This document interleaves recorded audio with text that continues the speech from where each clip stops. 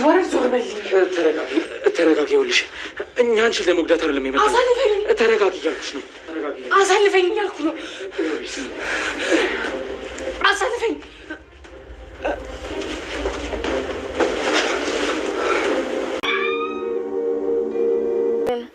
እስኪ ዝናት ምን የተፈጠረ ችግር አለ እንደ እያለከለክ ነው? አሬ ምን ችግር ነው እንዴ? የሰውን ገጽታና ተግባር እያየች የምትጠራጠረው ሰኒ ዛሬ ደግሞ በአስጨናቂና በጓደኛው ልትታገት ትችላለች። በታገተችም ሰዓት እንግዲህ ጠበኛዋን ስለተናገረች ማን ሊያረገው ይችላል የሚለውን ነገር ወደ ጽዮን ሊያሸጋግሩት አስበዋል። እህቴን ሰፕራይዝ አደርጋለሁ በማለት ወደ ኢትዮጵያ የመጣችው የሰኒ እህት ራኬብ እቤት እንደመጣች ግን እህቷን ልታገኛት አልቻለችም።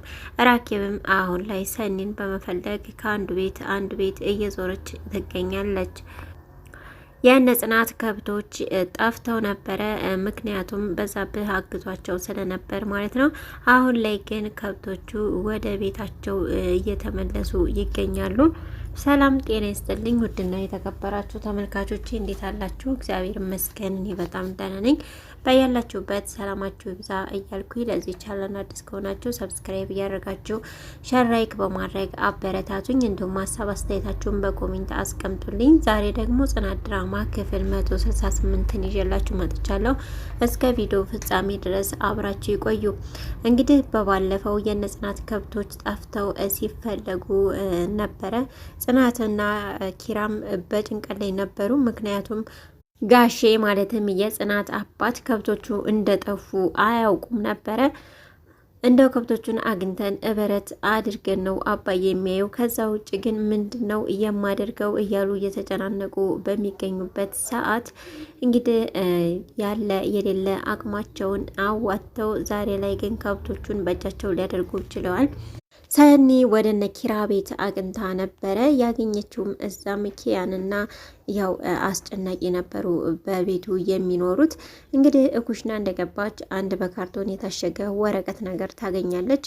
ብድግ አድርጋ ለማየት ስትሞክር ምን እያደረግች ነው? እሱ የኔ ነው ይላታል አስጨናቂ ወደ እሷ በመምጣት አይ ያንተ አይደለም ይሄ የኔ ነው በማለት እንግዲህ እንደ ቀልድም ሆነ እንደ ምር እያደረገችው ነገር ዛሬ ላይ ዋጋ እንድትከፍል አድርጓታል።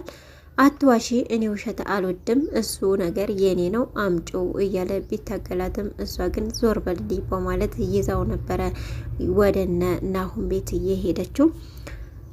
ስታየው ሁሌም ያናድዳታል። ጥሩ ነገሩ አይታያትም። የሆነ የተደበቀ ነገርና እንዲሁም የሚያስጨንቃት ነገር እንዳለ ቀድማ ትናገር ነበረ። ዛሬ ላይም እንግዲህ ወደ ተኩሽና ወደ ሳሎን በመሄድ ኪያን አገኘቻት። ኪያንም እንግዲህ ልሄድ ነው በቃ ቻው በማለት ነበረ ድንገት ተነስታ ልሄድ ያለችው። እንዴ ምን ሆነሽ ነው በማለት ብትጠይቃትም አይ በቃ ከዚህ በላይ መቆየት የለብኝም በማለት ሄዳለች። ስትሄድም እንግዲህ ወደ እናሁን ቤት ነበር የሄደችው። እንደ ሄደችም ምሩ ነበረ ያገኘቻት። እዛው ከምሩ ጋር አንዳንድ እያወሩ በነበረበት ሰዓት ያው እንደተናደደችና እሱ እንዳበሳጫት ትነግራታለች። ከዛም አይ ቆይ እስኪ ትንሽ እናደድና እመልስለታለሁ በማለት ብታስብም ነገር ግን እዛው ተቀመጠችበት እነ ምሩ ቤት ወረቀቱን ትታው ሄዳለች። ምሩም ሰኒ ከሄደች በኋላ ወይ ወረቀቷን ረስታ ሄደች በማለት ደህና ቦታ ላስቀምጠው በማለት እንግዲህ አስቀምጠዋለች። ሰኒም ወደ ቤቷ በሄደችበት ሰዓት እንግዲህ አስጨናቂ ከጓደኛው ጋር በመሆን ቀጥታ ወደ ቤት በመግባት ነበረ አፍኑና ማጅራቷን መጥቶ ራሷን እንድትስት ካደረገ በኋላ እንግዲህ ወደ እገታ ክፍል እየወሰዷት እዛም ጓደኛው ሊያዝንላት እንዳይበርዳትም ጃኬቱን አውልቆ እስከ ማልበስ ድረስ ደርሶ ነበረ። እንዴት ነው እንደዚህ የምታስብላት በማለት ከዚህ በፊት ታውቃታለች በማለትም ጠይቆት ነበረ። እሱ ግን አላቃትም፣ ግን ምን አርጋት ነው እንደዚህ የተኛችው ተብሎ አትነቃም እንዴ እያላት ነበረ። በስተ መጨረሻም እንግዲህ ሰኒ ትነቃለች። ስትነቃ ምን ፈልጋችሁ ነው? ቆይ እናንተ ምንድናችሁ? ምንድነው ከኔ የምትፈልጉት? በማለት ጠይቃ ነበረ።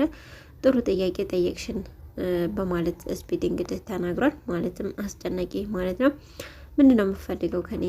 ማነህ አንተ ብትለውም ስሙን ከናባቱ በመናገር እንግዲህ ወንድም የነ ኪራ ወንድም እንደሆነ አውቃለች ማለት ብላ ድንግጥም ብላ ነበረ። አዎ በስተመጨረሻ እንደዚህ ነው። እኔ ተወልጄ መንገድ ላይ ጎዳና ላይ ነው ያደግኩት። ጎዳናም ጥሩ ላይፍ ነበረን፣ እኛን አስተዋውቆናል፣ አጣምሮናል በማለትም ጓደኛው ቀጠል አድርጎ ተናግሮ ነበረ። እሺ አሁን ልቀቅ ብትለውም የወሰድሽውን ነገር አምጪ፣ እኛ የምንልሽን ነገር በደስታ ታደርጊያለሽ በማለት ጠይቋት ነበር። እሷ ግን በፍጹም አይሆንም፣ እንደውም ልቀቀኝ እገልሃለሁ እስከ ማለት ነበረ። ታፍናም ሁለት ጎረምሳም ተይዛም፣ እሷ ግን እንደዋና እንዲሁም ኃይለኝነቷ ሊለቃት አልቻለም ነበር። የሰኒ እህት ራኬብም እንግዲህ ወደ ኢትዮጵያ መጥታለች። እህቴን ሰፕራይዝ አድርጋታለሁ ብላ እቤት ድረስ ገብታ ነበረ። እቤት እንደገባችም ሰኒ እያለች ብትጣራ ሰኒን ግን ልታገኛት አልቻለችም። ተኝታ ይሆናል በማለት መኝታ ክፍልም እንዲሁም ሻወር ቤትም ብትፈልጋት አላገኘቻትም። እስኪ ሊደውልላት በማለት ስልኳን አውጥታ ስትደውልም ስልኳንም አልያዘችም ነበረ። እንዲሁም ደግሞ ለብሳ የነበረችው ፎጣ ራሱ የሳሎን ላይ ተዝረክርኮ ነበረ። ከዛም ወደ ቅዱስ ጋር ትደውላለች። ሰኒ የት ሄዳ ነው? ስልኳም እዚህ ነው፣ ጠፍታብኝ ነው በማለት ጠይቃ ነበረ። እንግዲህ ምሩ ጋር ትሆናለች በማለት ነበረ ቅዱስም የመለሰላት። የምሩን ስልክ ስጠኝ ብላ እንግዲህ ቴክስት አደርግልሻለሁ ብሏታል። በኋላም እስኪ በማለት ወደነ ኪራ ቤት ሄዳ ነበረ። እዛም ደግሞ ኪያን ነበረ ያገኘቻት። ኪያም አለች ሰኒ ጠፍታብኝ ነው እህቷ ነኝ በማለት ትጠይቃታለች። እሷም አይ ትናንትና ትንሽ ተናዳ ነበረ፣ ዛሬ ግን አልመጣችም በማለት ትመልስላታለች። እንግዲህ ነይ ቤት እንግባና እናውራ በማለት ቤት ስትገባ ያ አስጨናቂ ይመጣል ማለት ነው። አስጨናቂም ሰኒ ተማጋ ነበር ስትነጋገር የሰማሃት በማለት ትናገራለች። አስጨናቂ ሰኒ ባገታት ሰዓት ግብረ አበራችሁ ጽዮን ናት አይደለ? እሷ ናት የላከቻችሁ። እሷ የሰጠቻችሁን ገንዘብ እኔ አብልጬ ሰጣችኋለሁ፣ ስለዚህ ልቀቁኝ በማለት ነበረ የተናገረችው።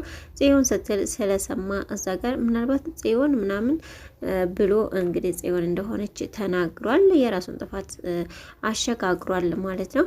የሰኒም እህት ራኬብ እንግዲህ ጽዮን ማናት ብላ ነበረ እየጠየቀችው። ማናት እህቴን እንደዚህ የምታግዛት? ማናት እህቴን እንደዚህ የምታናድዳት? ማናት እሷ በማለት ነበረ። የት ነው የምትገኘው በማለት እንግዲህ ነምሮ ቤት እንደሆነች የናሁም ዘመድም እንደሆነች ኪያ ትነግራታለች። የት ነው ቤቱ ውሰዱኝ በማለት ብትልም ነገር ግን እንደው ባለፈው ይጨበታለሁ አውቃለሁ በማለት ሄዳለች ማለት ነው። እንግዲህ ምን ሊፈጠር እንደሚችል አብረን የምናየው ነው የሚሆነው።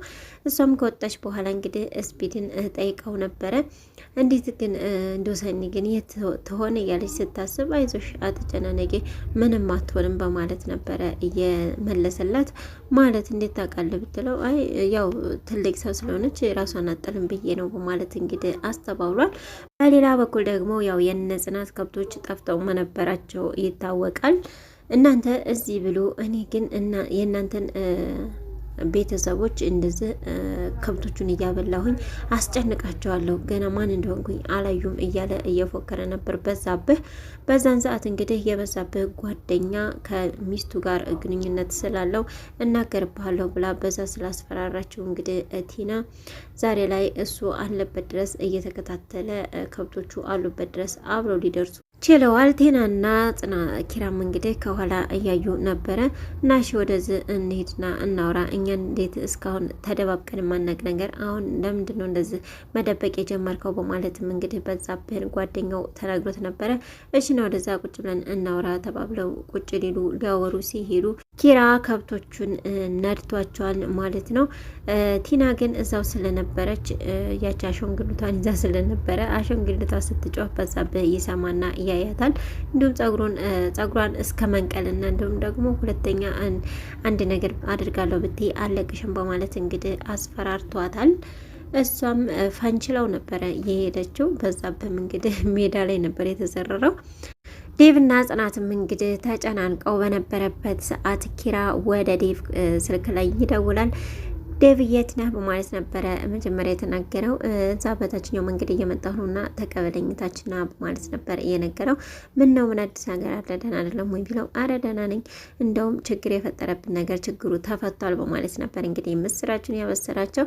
ጽናትም እንግዲህ በዚህ የተነሳ እጅግ በጣም ደስ ብሏት ወይኔ ፈጣሪ ሆይ ከአባቴ ቁጣና ከአባቴ ሐዘንን ከማየት አዳንከኝ እያለች እንግዲህ በደስታ እየፈነደቀች ትገኛለች። ቀጣይ ቪዲዮ ደግሞ ምን ሊሆን ይችላል አብረን የምናየው ነው የሚሆነው። እስካሁን ስለተከታተላችሁ እጅግ በጣም አመሰግናለሁ።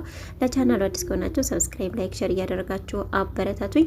ሰላም ለሀገራችን፣ ሰላም ለህዝባችን። መልካም